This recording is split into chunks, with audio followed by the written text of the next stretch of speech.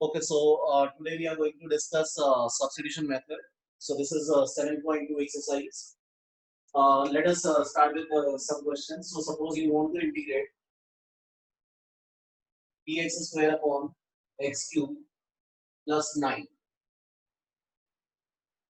Suppose we want to integrate this expression. Now here we have to put something as a t. So if you see this one carefully, then we can take this denominator as a t. So if you take this as a t, after this you will write differentiate both sides with respect to x. So when you do that, it will be dx square that is equal to dt by dx.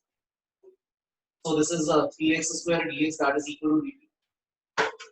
Now let us convert the question to t form. Let us convert the question to t form. So when you do that, it will be dt upon t. So this is dt by t. Now when you integrate this, how we have done it? We are taking this quantity as a t, differentiating both the side, px square dt by dx. Now dx can be shifted on that side, so px square dx that is equal to dt. Now we are converting this actual question to t form. So when you want to write this in terms of t, then in place of this numerator, we can write simply dt, and in place of denominator, I can write t. Now dt by t. So this will be the integration of log t, log mod t plus c, put the value of t, log x cube plus 9 plus c. This will be the final answer. Right? So this is how we can settle this type of questions. Okay, after this, you can write down one more example.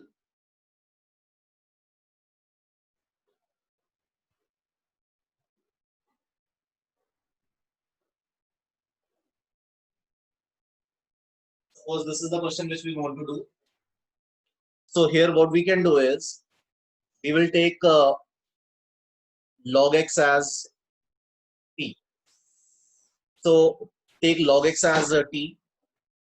So when you substitute log x as t, its derivative will be 1 upon x dx that is equal to dt. So when you take log x is equal to t, its derivative will be 1 upon x dx that is equal to dt. So I can write this integral as t to the power 10 dt. Thus see this. So we are taking log x as t. We have to substitute such a term equal to t so that when you differentiate, it will get correlated with the this integrand. So we are just taking log x equal to t and you take the derivative. So dx upon x can be written as a dt and log x to the power 10 can be written as t to the power 10. Now this question is based on that previous exercise 7.1. So you will just integrate it and you can write this as t to the power 11 upon 11 plus c. So at last you will put the value of t. So this will be log x to the power of 11 upon 11 plus c. So this is how you will write the final answer. Okay, now let me give you some more examples.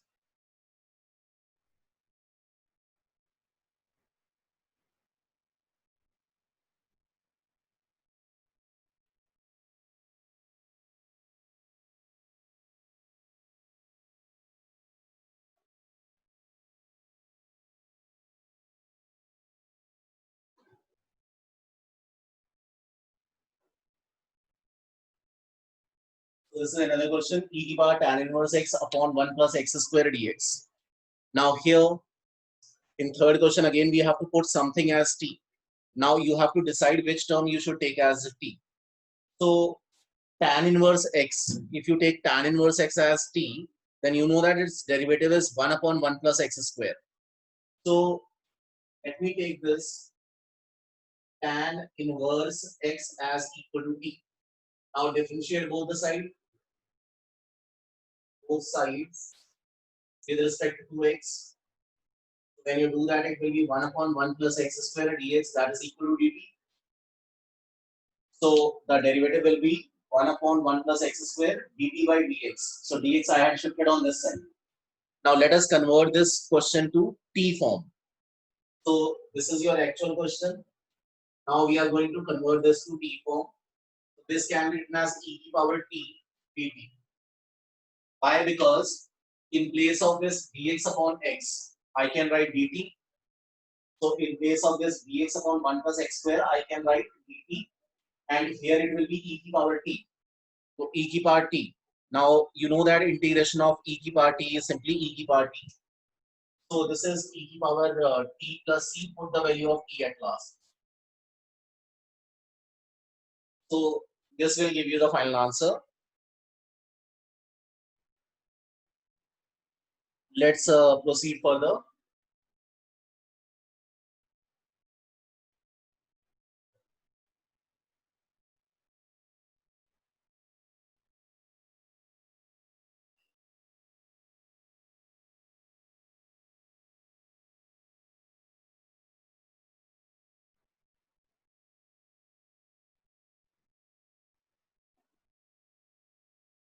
Okay, now this is question number 4. So now here again we have to decide which quantity we should take as a t. So here if you take cos x as a t, let me take cos x as t. Now if you differentiate this quantity, then it will become minus sin x dx, that is equal to dt. So that means sin x dx can be written as minus dt.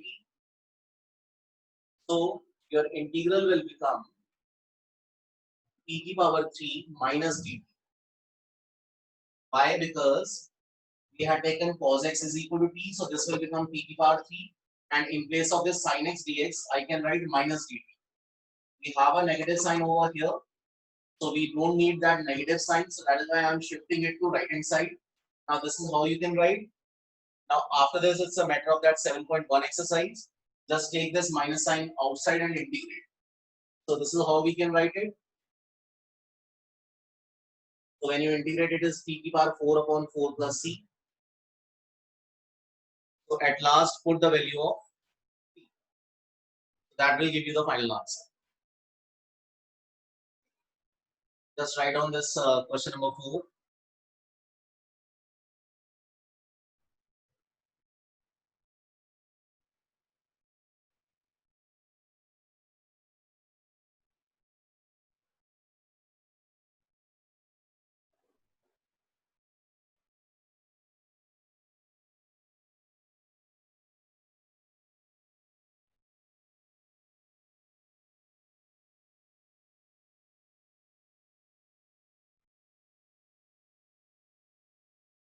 The next question you can write sin x dx upon 1 plus cos x the whole cube. So here again we have to substitute something as t. Now this is crucial how to decide what we have to take as t. So here if you see this 1 plus cos x, let us take 1 plus cos x as a t. Now if you take it as a t, then its derivative will be correlated with this expression. So let us take 1 plus cos x as t. Now differentiate both the sides. So minus sin x dx, that is equal to dt. Sin x dx can be written as minus dt. So I can be written as